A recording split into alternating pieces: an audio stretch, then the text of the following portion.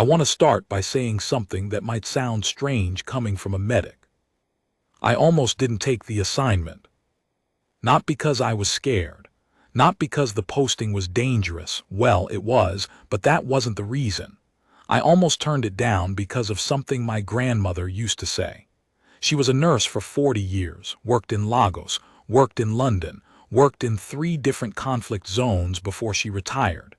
She used to say, the worst place to be is the room where everyone already thinks they know the answer. She meant that in a medical context. She was talking about doctors who'd made up their minds before the blood work came back. But I've thought about that sentence more times than I can count in the 14 months since the Savantha's cradle, and every time I think about it, it means something a little different. The assignment came through on a Thursday. I remember that specifically because I just finished a double shift at the Earth Liaison Corps Medical Station on Palos. 31 hours straight, 3 emergency surgeries, 1 patient who made it and 2 who didn't. I was sitting in the staff room eating something that was supposed to be rice but tasted like wet cardboard, and my field recorder beeped. Liaison posting, 18-month rotation. Assignment, GSV Valanthi, diplomatic escort vessel, Rashari Royal Circuit. I had to look up the Rashari. Don't judge me for that. Earth had only been part of the compact for 6 years at that point. We knew the major species, the Kolhari, obviously they were the ones who found us. The Vane, the Sudrath, a few others, but the Rashari were a minor power, relatively speaking. An old species, old enough that most of the compact's founding documents mentioned them only in footnotes. They controlled 3 systems, maybe 4. They were known for 2 things. An extremely complicated royal succession structure that outsiders almost never fully understood, and a biological profile so unique that the GMC had given up trying to categorize them and just called them divergent mammalian equivalent, classification pending. What that meant in practice, I learned later, was that nobody really knew how their bodies worked. Not properly. They'd shared some basic medical data with the consortium, enough to establish that they were carbon-based and breathed a nitrogen-oxygen mix similar to ours. But the details, their organ layout, their blood chemistry, their neurological architecture were considered private, sacred even. The Rashari didn't let outsiders perform medical procedures on them. They had their own healers, a hereditary caste called the Varath, and the Varath handled everything. I noted all of this, filed it away, took the assignment anyway. The posting paid triple hazard rate, which, when you're a medic on a second-year Earth liaison contract making what amounts to barely survivable wages, you don't turn down. The Valanthi was a beautiful ship. I remember the first time I saw her in dock at Palos Station. She was long and curved, almost organic-looking, built by the Kolhari in that style they favored. All sweeping lines and bioluminescent hull panels that shifted color depending on the ambient light. She was technically a diplomatic escort, which meant she was fast, reasonably well armed, and crewed by a mix of species that had been carefully selected to not accidentally insult each other. 17 Kolhari, 8 Vane. 3 humans, including me. A Sudrath communications officer named Pelith, who I later discovered had a hobby of collecting human idioms and using them incorrectly at critical moments. My medical bay was small. That was fine, I'd worked in smaller. The equipment was Kolhari standard, which meant it was excellent for Kolhari biology and reasonably adaptable for human and Vane patients. I spent the first 2 weeks of the posting recalibrating everything I could reach and flagging everything I couldn't.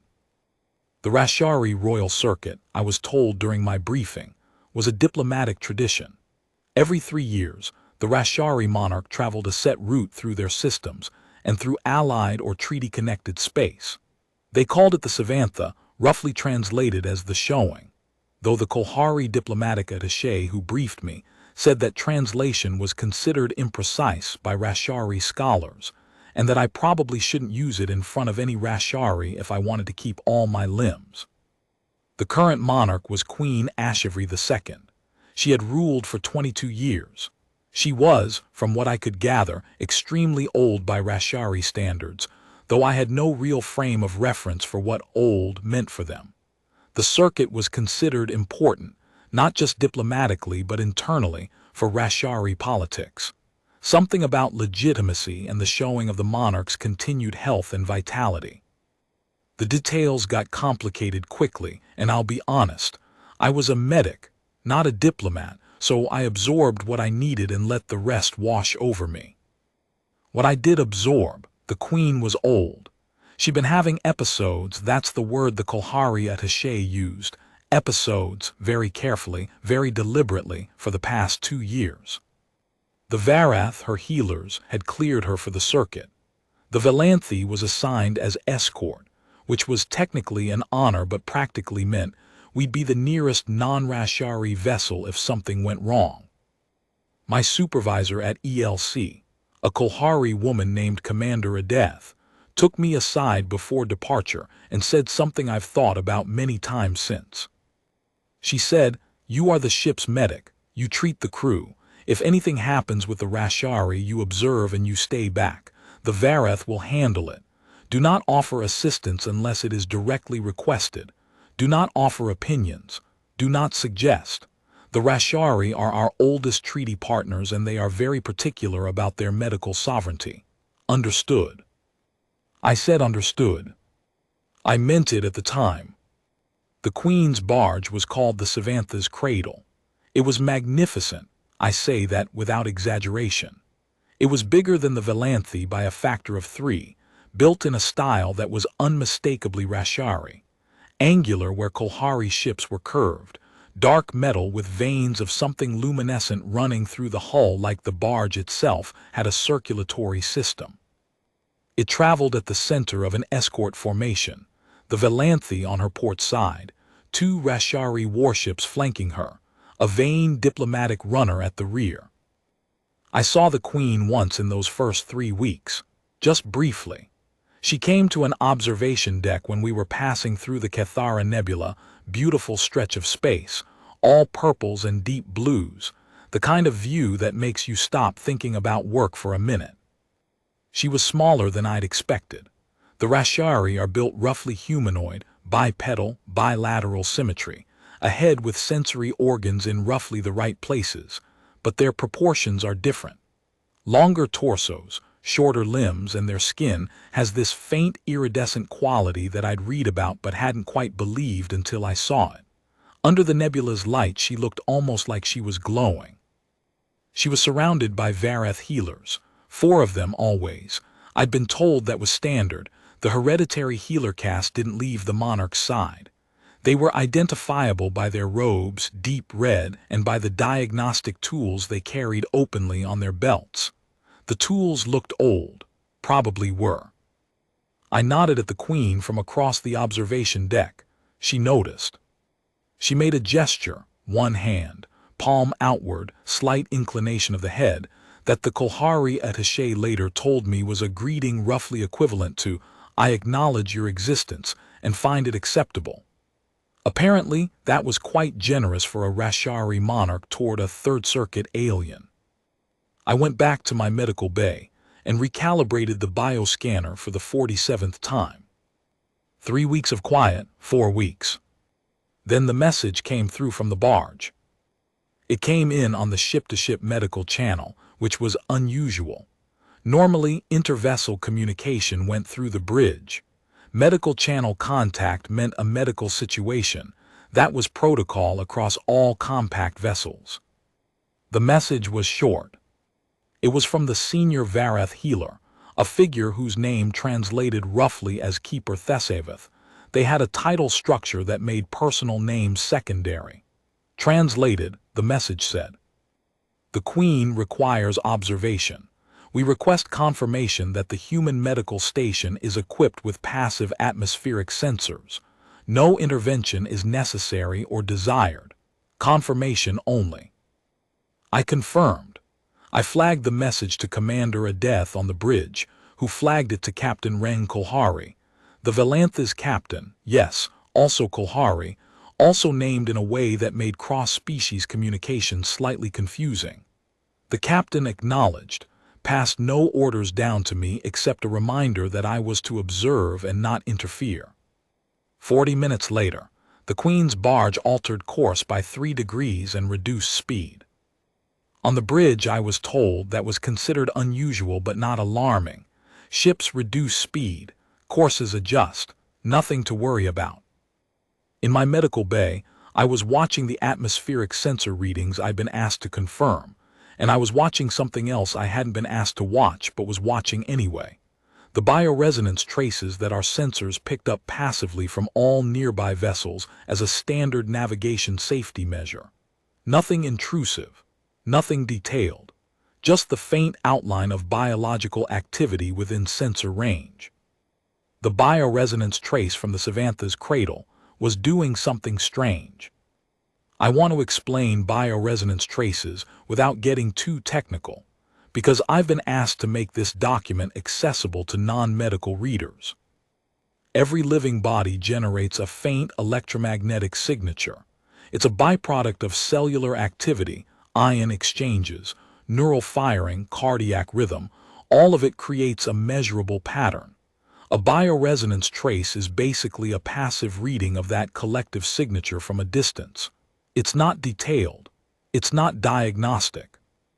It tells you roughly how many living beings are aboard a vessel and gives you a very general sense of their collective biological activity. Resting, active, stressed, what have you. The Savannah's cradle carried approximately 300 rashari. The bioresonance trace I was reading was the aggregate of all 300 of them. And it was oscillating. Not in a normal way, not the gentle variation you see when a population moves from sleep to wakefulness or responds to an exciting event. This was a tight, rapid oscillation in one sector of the trace, localized, which meant it was coming from a specific area of the barge, and it was getting faster. I'd never seen a rashari biosignature behave that way. I hadn't seen enough rashari biosignatures to know what was normal.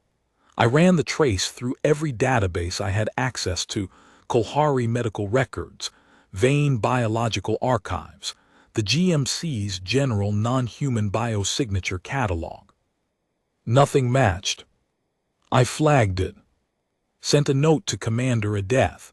Unusual bioresonance pattern observed from barge, localized, accelerating. Request guidance. The response came back 11 minutes later, noted, Vareth are aware of Queen's condition. Do not contact barge medical channel unless contacted first. Stand by. I stood by. The oscillation continued to accelerate. And then, 43 minutes after my first flagged message, it stopped. Not slowed, not faded, stopped. Not the whole trace. The aggregate reading from the barge's 300 rashari was still there, still cycling in its normal range. But the localized sector, the one that had been oscillating, flatlined. In human medicine, a flatline has a very specific meaning. I sent the message to Commander Adeth immediately. Localized biosignature has ceased. Possible critical event. This time the response was faster. Stand by. Bridge is in communication with barge. I stood by. 12 minutes. Then the medical channel opened. It was Keeper Thesaveth. The translation was clean. The Valantha's communication systems had been calibrated carefully for Rashari dialect. What the Keeper said was this. Human medic, you observed the signature. What did you see? I told them exactly what I described to Commander Adeth. The oscillation, the acceleration, the cessation.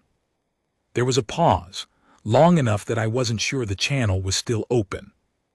Then the healers have pronounced the Queen in final cessation. The Savannah is ended. Succession protocol is initiated. I sat with that for a second. Final cessation, that was the phrase, the Vareth's term for death. The Queen was dead. And somewhere in the back of my mind, the part of my mind that my grandmother probably put there, the part that always asked one more question, something was bothering me about the bioresonance trace. because a flatline means cessation of the source. It means the signal is gone.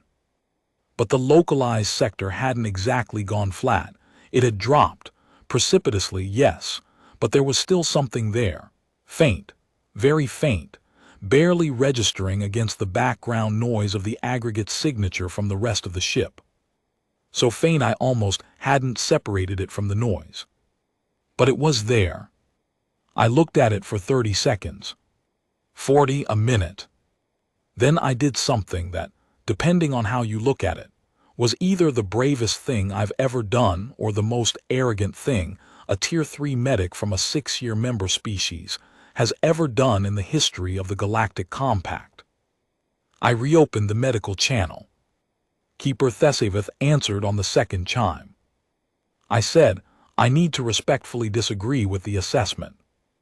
The pause that followed was long enough that I started to wonder if I'd been cut off, or if my translator had garbled something, or if I'd made a catastrophic error in Rashari protocol that I was about to become very aware of.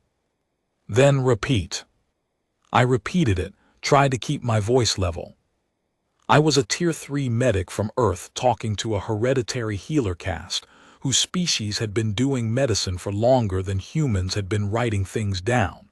I want to be honest about that. My hands were not entirely steady. The localized biosignature has not completely ceased. There is a residual trace, very faint. I want to be clear that I am working from passive sensors and I don't have detailed data, but the signal hasn't flatlined. It's dropped to a very low threshold. I wanted you to know that. Another pause. Then the Varath have completed assessment. The Queen is in final cessation. I understand, I said, and I'm not questioning your assessment of what the readings mean for Rashari physiology. You know Rashari physiology. I don't.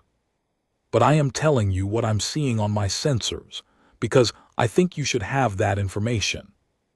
A longer pause this time. Then the channel closed.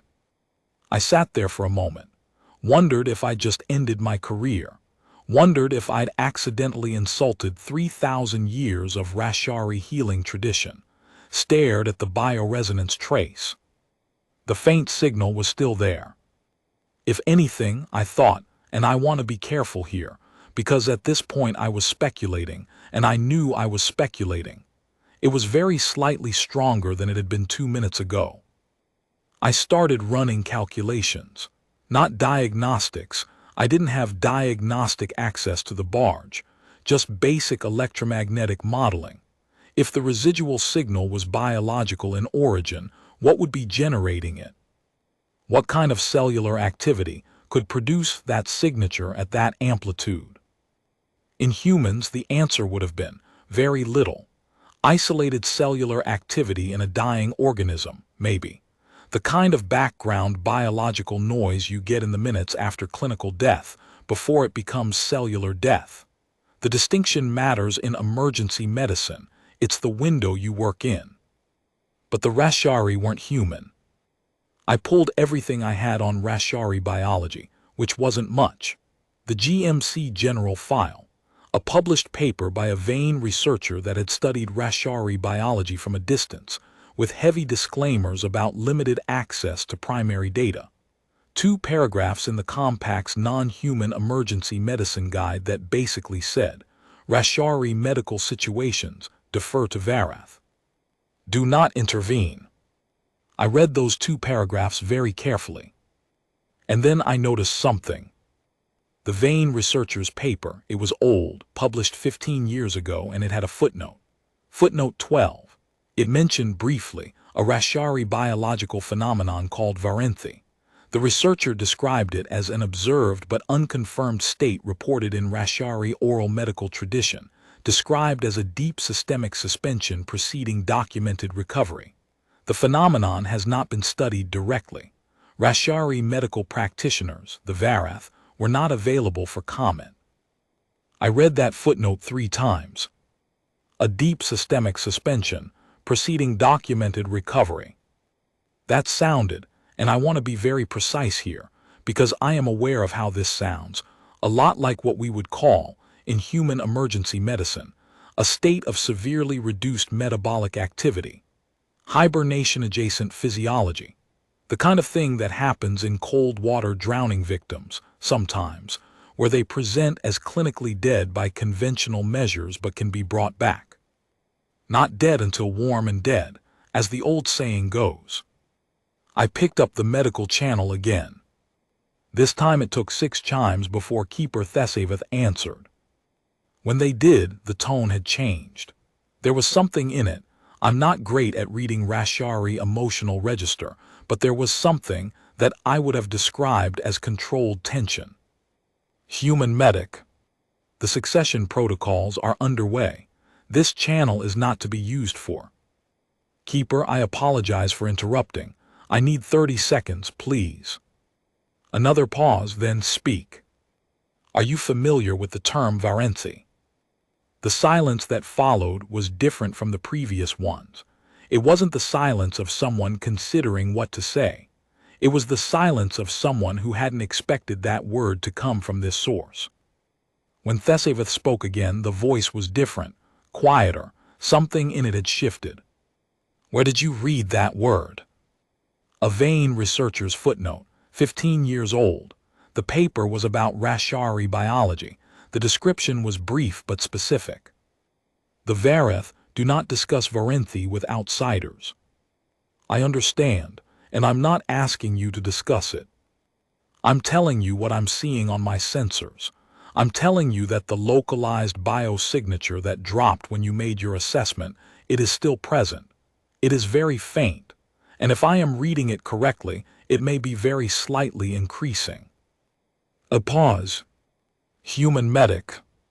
My name is Dalen Ockhaffer, I said, not aggressively. Just I needed them to hear it as a name, not a category. I've been a medic for 11 years. I've worked in conditions where the standard answer was this patient is gone. Sometimes that answer was right. Sometimes it wasn't. I'm not telling you your assessment is wrong. I'm asking you to look again because I'm seeing something that might matter. A very long silence. Then, Valanthi Medic Ockhaffer. You will come to the barge. I told Commander Adeth before I suited up. I want to be clear about that. I didn't go rogue. I informed my chain of command. Adeth's response was immediate and unambiguous. She told me this was outside my authorization, outside my training scope, outside my posting parameters, and that I was to stand down. I told her that I'd been officially invited by the keeper of the Varath. There was a pause. Then she said, "Go, document everything, do not touch the Queen." The shuttle ride from the Valanthi to the Savantha's cradle took 9 minutes. I spent those 9 minutes going through everything I'd packed, which was everything I had that I thought might be relevant and wasn't too obviously offensive to bring into someone else's medical space. My portable bioscanner, my field recorder, a kit of human emergency supplies that I'd hesitated over for a long time and then packed anyway, and a datapad with everything I'd been reading for the past hour. The barge's docking bay was dark by human standards. The Rashari preferred a lower light spectrum. As I stepped out of the shuttle, 3 figures in dark red robes were waiting. None of them were Keeper Thesavith. One of them spoke, "Leave your tools here." "I need the bioscanner," I said. "Passive sensors only. I won't point it at the Queen without permission." A pause, "The scanner only." I left everything else, kept the scanner and the field recorder. Followed them through corridors that were lit by those same luminescent veins I'd seen on the hull exterior, organic and eerie and genuinely beautiful, even under the circumstances. The air was different than the Valanthi, slightly different atmosphere mix, warmer, a faint smell I couldn't quite place. We went down. The Queen's medical chambers were below the main decks, deeper in the ship, I guessed, where the environment was most controlled. The doors opened and I walked in. I've been asked to describe what I saw, and I'll try to do it accurately. The chamber was large, Rashari scale large, which meant it felt significant even to me.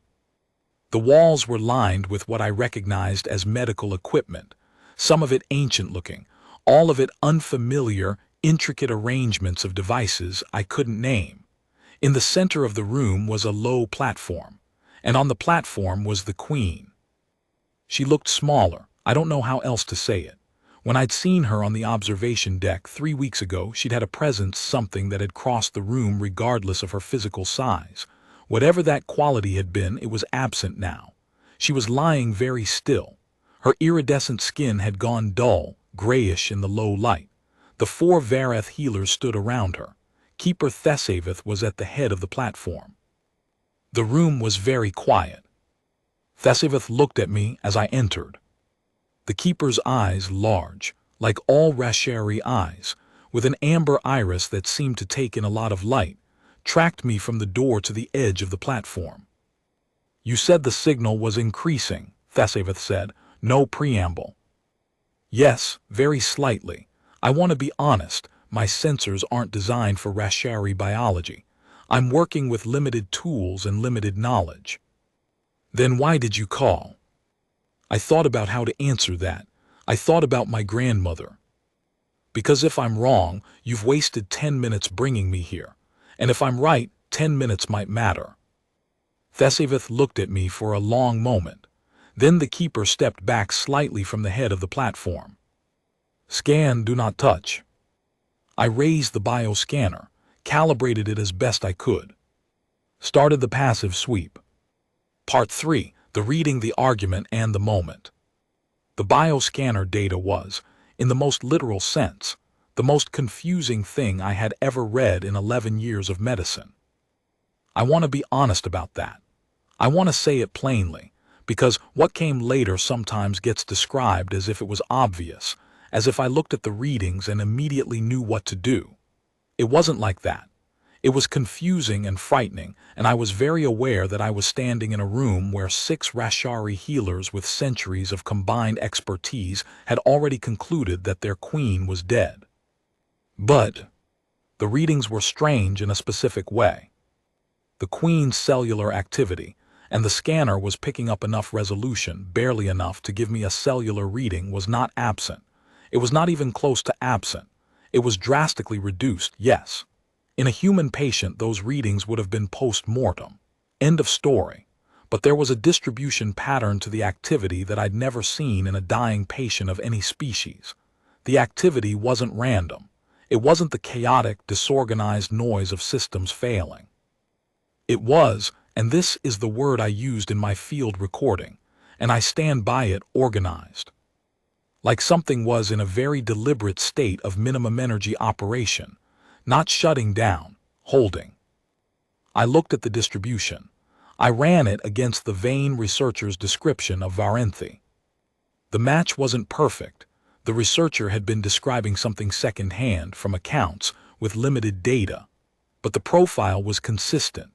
Extreme metabolic reduction, organized cellular holding pattern, centralized activity around what I thought, and again, I was guessing, I was working with imperfect tools on an alien biology I'd only read about, might be the Rashari equivalent of core organ systems.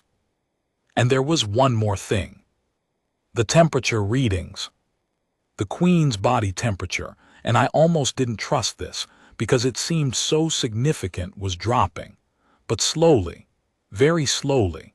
And the rate of drop had changed in the 40 minutes since I'd first noticed the bioresonance irregularity on the Valenthi. It had been dropping faster before.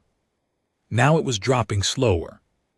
In human cold water rescue medicine, that patterned temperature drop that decelerates rather than accelerates can indicate an organism that is actively, metabolically resisting the drop, trying to maintain. Not successfully, not yet, but trying. I lowered the scanner. "Keeper Thesavith," I said, "I need to ask you something, and I need you to understand that I'm asking out of respect, not challenge." The Keeper waited. "Does Varenthi always look like death from the outside?" The silence in that room was unlike any I'd experienced before or since. All 6 Vareth healers were still. Thesavith's amber eyes were fixed on me. You know what Varenthi is, Thesavith said. It wasn't a question. I know what a footnote in a 15-year-old paper says it might be. I know that my scanner is showing me organized cellular activity in a distribution pattern that doesn't look like dying. And I know that her temperature drop is decelerating. I don't know what any of that means for Rashari physiology. You do. But I'm asking, is it possible that what you're looking at isn't final cessation? Is it possible it's Varenthi? Another of the Vareth spoke then, not Thesavith, but a healer standing to the queen's right, taller, older looking in a way I couldn't fully quantify. The words came in Rashari and the translation lagged slightly. Varenthi is a state of legend. The old texts speak of it. It has not been verified in 200 years. That doesn't mean it doesn't happen, I said. Carefully, it might mean it's rare, or it might mean it looks enough like death that it gets called death before anyone looks closely enough. A longer silence. Then Thesavith did something I hadn't expected. The keeper walked to a panel on the wall, one of the pieces of equipment I'd noted but hadn't been able to identify, and did something with it. A display emerged, holographic, dense with Rashari text, and what I slowly recognized as biodata. The keeper gestured, and the display shifted. These are our readings, Thesavith said. Tell me what you see. I want to stop here and address something that the review board asked about during the deposition. They asked whether I had felt, at any point during this exchange, that I was overstepping. Whether I had considered the possibility that my interpretation was wrong and the Vareth's interpretation was right, and whether I had considered what harm might come from challenging the conclusion of the Queen's death. My honest answer, yes, constantly. Every 30 seconds there was a voice in the back of my head saying, "You are a Tier 3 medic from a species that has been in the compact for 6 years. You are standing in an alien monarch's death chamber telling her hereditary healers that they've made a mistake. Who do you think you are?" I didn't have a great answer to that question. I still don't in some ways. But here's the other side of it. Here's what the voice in the back of my head also said, at the same frequency, alternating with the self-doubt. If she's in Varenthi, if she's in some kind of deep metabolic suspension state, and the succession protocols go forward, and they move her body for preparation, and the environmental shift causes the state to collapse before anyone realizes what was happening, then the question of who you think you are is going to be the least important thing about this moment. That's what kept me in that room. That's what kept me talking. The keeper's data display was mostly unreadable to me. It was in Rashari notation, Rashari biodiagnostic formatting, measuring parameters I didn't have names for. But there were numbers. Numbers are translatable.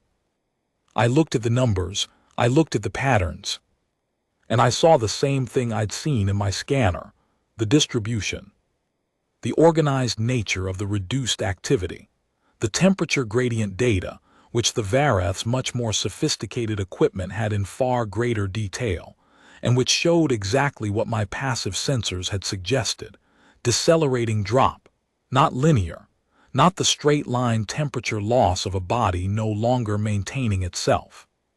Here, I said, pointing to the temperature data, being very careful not to touch anything. This line, can you show me the rate of change over the past hour? Thesavith did. The rate of change graph was unmistakable, steep drop, then a flattening. The current rate was a fraction of what it had been when the Queen first went into the state. If she were dying, I said carefully, this would be going the other direction. A body that is losing thermal regulation accelerates. It doesn't fight back. The Queen is not human, the tall healer said. No, she's not. Which means I can't tell you with certainty what this pattern means for her biology, but the physics is the same. Metabolic resistance to thermal loss is metabolic activity. It's not what you see in final cessation. Thesavith was looking at the display with an expression I couldn't read. The keeper's hands, Rashari hands, 4 fingers, slightly longer proportions than human, were still at the sides. "The succession protocols," Thesavith said almost quietly. "They have begun. The announcement has gone to the court, to the escort vessels. Can they be paused?" Pausing succession is itself a significant act. It implies uncertainty about the Queen's state. It will cause political. "Keeper," I said it quietly. I know it's complicated. I know I'm not the right person to be standing here saying this. But I'm looking at these readings, and I'm looking at your readings, and I don't think she's gone. I think she might be in a state that your own tradition has documented, that your own oral history records. And if there's a chance I'm right, then the political complications of pausing the protocol are nothing compared to the alternative." Thesavith looked at me for what felt like a very long time. Then the keeper looked at the Queen. Then back at me. "What would you do if this were a human patient? What would you do?" I thought about it, thought about the cold water cases. Thought about the protocol for suspected metabolic suspension in humans, rare, but documented. I would stabilize the environment, keep the temperature from dropping further, not warm her up, not yet just stop the drop. I would maintain oxygen levels. I would watch, and I would wait to see if the metabolic activity showed any sign of increase. How long? It depends on the organism. In humans, hours potentially, but the Rashari aren't humans. You would know better than I would. Thesavith turned to the other Varath. A conversation happened in Rashari that I couldn't follow. The translation system struggled with rapid multi-party dialogue between native speakers. I caught fragments. I caught the word Varenthi more than once. Then Thesavith turned back. "The succession announcement will be held in uncertainty, pending further assessment." I breathed for what felt like the first time in 20 minutes. "Tell me what you need," I said. "I'll do whatever is helpful, or I'll get out of the way entirely. Whatever is better." Thesavith considered. "Stay," the keeper said. "Your sensors may catch things ours do not. We are not accustomed to external perspectives." It wasn't exactly warm, but it was something. I stayed. What followed was 8 hours. I don't want to make it sound more dramatic than it was, because in the moment, a lot of it was just waiting. Standing in a dimly lit chamber watching data displays and bioscanner readouts, and trying not to breathe too loudly around people who were carrying the weight of a possible civilizational succession crisis. But there were moments within those 8 hours that I'll carry for the rest of my life. The first was about 2 hours in. The temperature data showed a clear stabilization. The drop had plateaued. Not reversed, not yet. Just stopped dropping. Thesavith noticed it before I said anything. The keeper was watching the same line I was watching. Neither of us said anything for a moment. Then Thesavith said, "In the old texts, the healers who documented Varenthi, they described the cold as part of the holding. As if the body knew it needed to slow everything down to maintain the essential." "That's consistent with what I know," I said. "In human suspension states, the cold slows the chemistry enough that the organism can sustain with minimal resources. It's not death, it's efficiency. Our word for it, Varenthi, it is old. Before we had instruments, the healers who saw it were working from touch and observation alone. And they still documented it. Yes, and it was argued over for generations whether they had seen something real or something they wished to have seen, whether hope had distorted their account." I looked at the Queen, at the dull iridescence of her skin. "I understand that argument very well," I said. Thesavith made a sound I couldn't quite categorize. It might have been something close to an acknowledging laugh. The second moment was around hour 4. One of the younger Varath, not young by human standards, I think, but younger than Thesavith, approached me while the keeper was in a side room consulting with someone via communications link. The healer's name, in the form Thesavith used to address them, translated approximately as second of the Varath, which I mentally shortened to just second. Second stood beside me and looked at the scanner in my hand. May I see it? I held it out.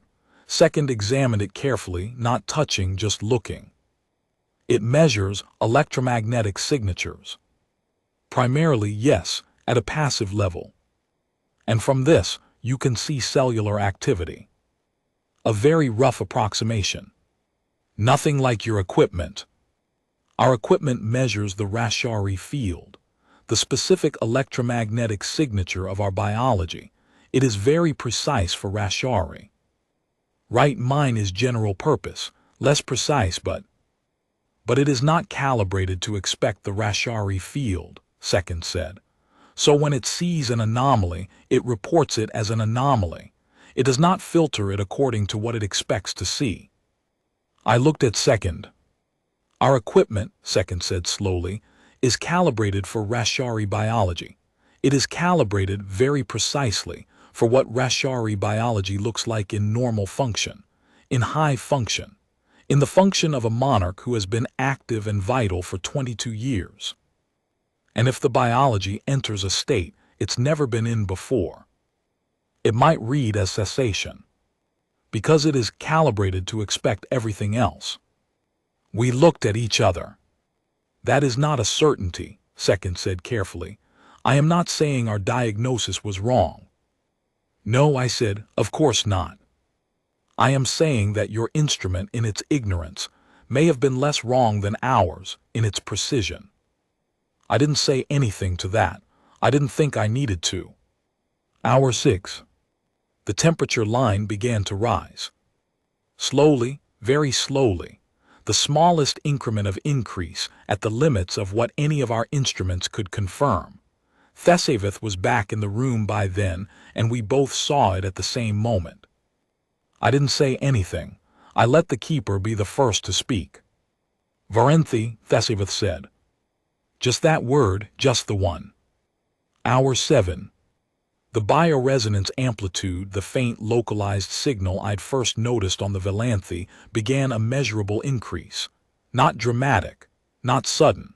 A steady, organized increase, like something turning a dial, like something finding its way back. The Vareth gathered around the platform, all of them now, including the tall, older healer who had earlier pushed back on me. None of them spoke. There was a quality to the silence in that room that I can't describe properly. It was the silence of people in the presence of something they had believed might be possible, but had never expected to see. I stood back. I was very aware in that moment that this was not my moment. It was theirs. It was hers. I watched from the edge of the room. Hour 8. The queen's skin shifted. That's the only way I can describe it. The iridescence, the quality that had been absent since I first walked in, that quality of aliveness that I'd noticed when I saw her on the observation deck 3 weeks earlier, it came back. Not all at once. In patches, like light coming through cloud cover, starting at the torso, spreading outward. The tall, older Vareth made a sound. I didn't have a translation for it. I didn't need one. And then, and this is the part that I have to be careful describing, because it's easy to overstate it, easy to make it more dramatic than it was, the queen moved. Not a lot, not dramatically. One hand on the platform surface, the fingers shifting slightly inward, and then her head tilted very fractionally, and the amber eyes, large and luminous, opened. Not all the way, not with full awareness, just opened, enough to register light. Thesavith was at her side instantly, speaking quietly in Rashari, too fast for any translation. The keeper's hands were close to the queen's, not touching, just present. The queen's eyes tracked, slowly, unfocused, but tracking. The Rashari word she said was one I'd heard before. I'd heard it in greeting when the queen had seen me on the observation deck 3 weeks ago. The word that meant roughly, I acknowledge your existence and find it acceptable. Thesavith made that sound again, the one that might have been a laugh. The keeper's composure, maintained with careful rigidity for the past 8 hours, fractured for just a moment. In all of the training, all of the briefings, All of the documents I'd read about cross-species diplomacy and Rashari protocol, and how to behave around the monarchy. Nobody had ever told me what a Vareth healer looks like when they cry. I turned away and looked at my scanner readout. Let them have the moment. The succession protocols were formally suspended 16 minutes after the Queen regained consciousness. The announcement to the court and to the escort vessels was brief. The Queen had experienced an episode of deep systemic suspension. The official Rashari term used was Varenthi, which I understand was the first time that word had appeared in an official Rashari communication in more than 200 years. She was stable. She was recovering. The succession was not in effect. I was escorted back to my shuttle by Second of the Vareth, who walked the whole corridor in silence, and then, just before I boarded, said, "The keeper will file a formal account. Your name will be in it." "You don't have to." "Your name will be in it," Second said again, like it wasn't a discussion. I nodded. "What you said," Second continued, "about the instruments, about how ours was too precise and yours was ignorant enough to see the anomaly. Do you think that is true of medicine generally, that sometimes precision creates blindness?" I thought about my grandmother again, the room where everyone already thinks they know the answer. "I think it can be," I said. "I think that's one of the reasons you need more than one perspective. It's not that one is better. It's that different instruments catch different things. And if everyone in the room is running the same instrument, you all have the same blind spot." Second considered this. "We will discuss this with the keeper," Second said. "There may be something worth examining in how we calibrate for what we expect." Then Second inclined the head in that greeting gesture, the same one the Queen had made. "I acknowledge your existence and find it acceptable." I returned the gesture as best I could. Then I got in the shuttle and flew back to the Valanthi. Commander Adeth was waiting for me in the bay. She looked at me for a long moment, then she said, "The Queen is alive." "Yes." "Because you didn't stand by." I thought about how to answer that. "Because the Vareth looked again when I asked them to.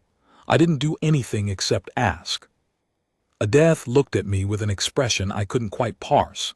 She was Kolhari, and Kolhari emotional register was sometimes opaque to me even after years of interaction. "In your report," she said finally, "you will accurately describe the sequence of events." "Yes, Commander." "Including the part where I told you to stand down." "Yes, Commander." She held my gaze for one more moment. Then, "Go eat something, you look terrible." I went and ate something. It still tasted like wet cardboard, but somehow it didn't bother me as much. The formal review process took 3 months. The ELC conducted an internal review. The Galactic Medical Consortium conducted a separate review. The Rashari Royal Court filed an official account. All 3 processes ran simultaneously, and for most of those 3 months I was living in a state of suspended professional uncertainty that was, genuinely, one of the more stressful periods of my adult life. The ELC review concluded that my actions, while technically outside my authorization, had been conducted in a manner consistent with medical ethics and had resulted in a demonstrably positive outcome. The review board recommended no disciplinary action and noted that existing protocols for cross-species medical interaction might benefit from review. The GMC review was more complicated. There were members of the review board, senior physicians, highly qualified, who argued that I had been lucky. That my limited knowledge of Rashari biology could have led me to misidentify a true cessation state as reversible, and that I could have caused significant harm by interfering with succession protocols and then failing to revive the Queen. They were not wrong, as a matter of principle. The risk I'd taken was real. The margin for error had been real. What they couldn't argue with was the outcome. The Queen recovered fully.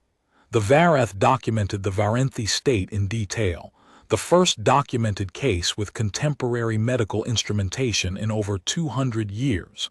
Thesavith filed a paper with the GMC's Non-Human Medical Archives. Second filed a separate paper.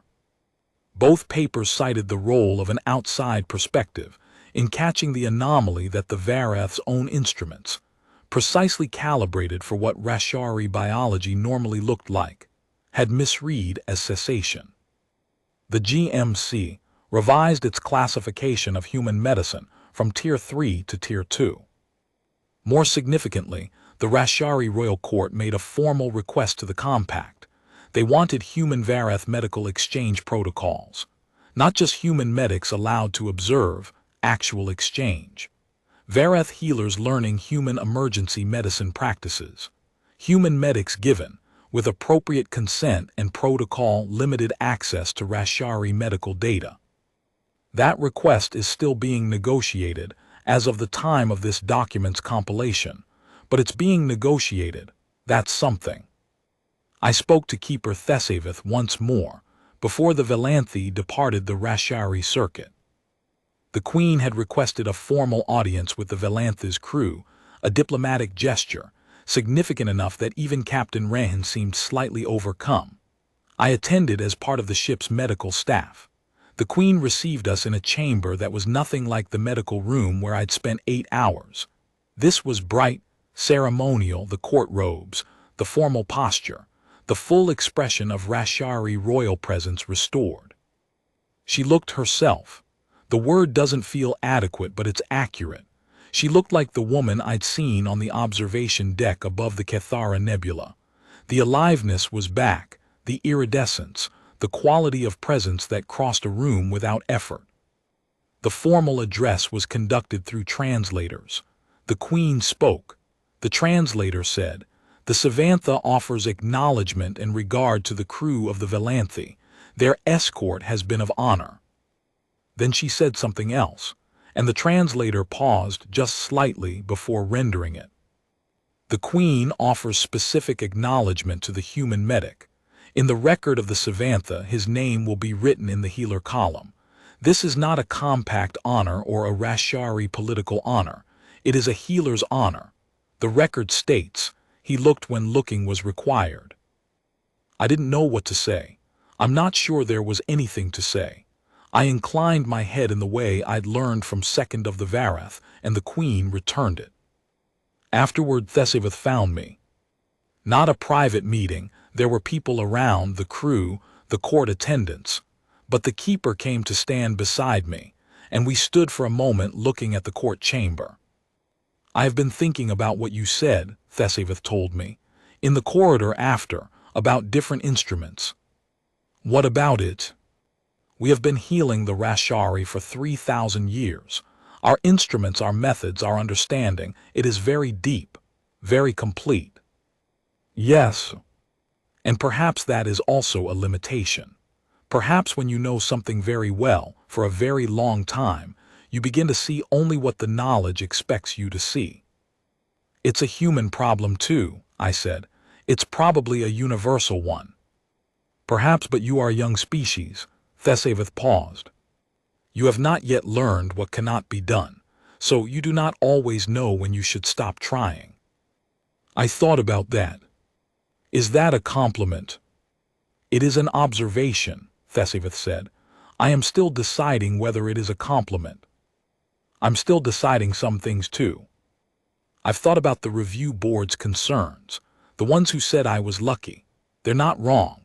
In another scenario, a scenario where the Queen had been in true final cessation, and I had delayed the succession protocols and caused a political crisis, and the Queen had not returned, this story would be very different. The outcome would be very different. I would not be writing this account with the permission and endorsement of the Rashari Royal Court. I would probably not be writing it at all. I was not infallible.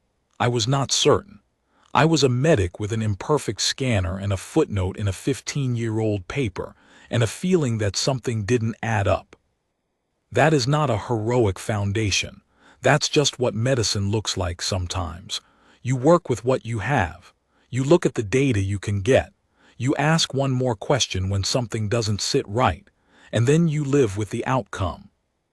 I got lucky, in the sense that the data pointed in the right direction, and the Vareth were willing to hear me out, and the Queen was in Varenthi and not in death. I know that. But here's the thing I think about, when I think about what my grandmother used to say. The worst place to be is the room where everyone already thinks they know the answer. She didn't say that because she thought the answer was always wrong. Usually the answer was right. Medicine is not guesswork. Expertise is real. The Vareth's thousands of years of healing tradition was not nothing. She said it because in the small percentage of cases where the answer is wrong, where the diagnosis was made before all the data was in, where the instrument missed something, where the assumption was too tight, in those cases, if everyone in the room has already decided, nobody is left to ask the next question. That's what I was in that moment. Not the smartest person in the room, not the most qualified, not the one with the deepest knowledge or the best tools. I was the person who hadn't yet decided. And sometimes, not always, not even usually, but sometimes, that's exactly what's needed. Medic First Class Dalen Ackafer completed his posting aboard GSV Valanthi 4 months after the events described above. He was subsequently offered a posting at the Galactic Medical Consortium's Cross-Species Emergency Medicine Research Division, which he accepted. He is currently a senior researcher in the division's Non-Human Metabolic Suspension Working Group, which is in the early stages of developing the first multi-species protocols for the recognition and treatment of deep suspension states. The Rashari are listed as collaborative partners in the working group charter. Keeper Thesavith of the Vareth filed a formal addendum to the GMC Non-Human Medical Archive 6 months after the Savantha's cradle incident. The addendum formally recognized the phenomenon of Varenthi as documented and verified, and included a section, unusual in a Vareth submission, titled On the Value of External Perspective. The addendum is freely accessible in the GMC archive. It has been downloaded over 4 million times. The Queen, HFY II, completed the Savantha circuit in full, departing from the planned schedule by approximately 6 weeks. Her court issued a statement attributing the delay to unforeseen weather conditions in the Cathara Nebula approach. Observers within the Compact's diplomatic community generally understood what the statement meant and chose not to press for clarification. Queen HFY II remains on the throne at the time of this document's compilation. Medic Ackafer's name, as the Queen promised, was written in the healer column of the Savantha's cradle official record. The column is maintained in the Rashari Royal Archive. It is a list of individuals across all of Rashari history, who the Rashari Royal Court has formally recognized as having acted in the healer's function, not necessarily as physicians, but as people who looked when looking was required. The list is very old. Dalen Ackafer is the first non-Rashari name on it.